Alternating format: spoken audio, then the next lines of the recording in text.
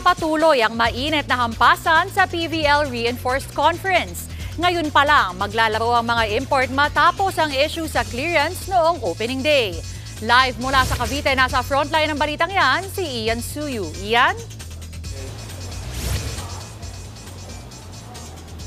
Denise, strong start nga yung hinahanap ng mga koponan ngayon sa pagpapatuloy ng PVL Reinforced Conference dito sa Cavite. Basically, ito nga yung reopening ng torneo dahil matatandaan natin na nung nakaraang Martes nagkaroon ng clearance issue yung mga import dito.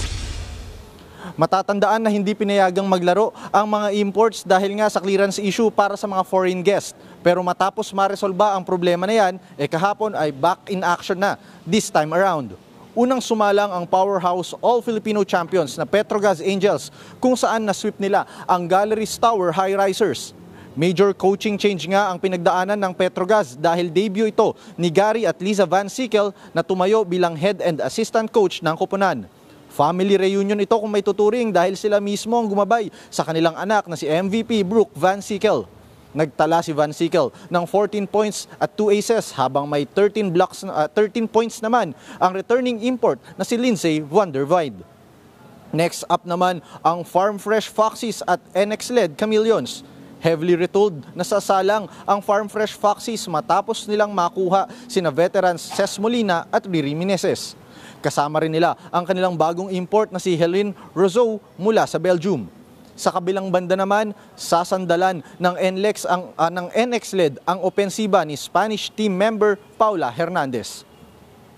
Karagdagang impormasyon na rin para sa ating mga fans.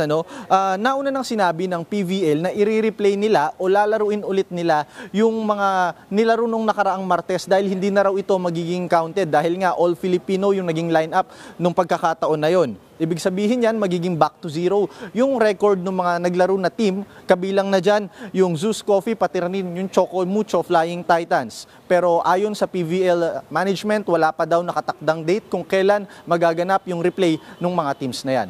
Yan muna ang latest mula dito sa Cavite. Denise? Maraming salamat, Ian Suyu. Mga kapatid, Cheryl Hosing po. Maging maalam at may pakialam sa mga napapanahong issue at headlines. Mag-follow at mag-subscribe na sa social media pages ng News 5.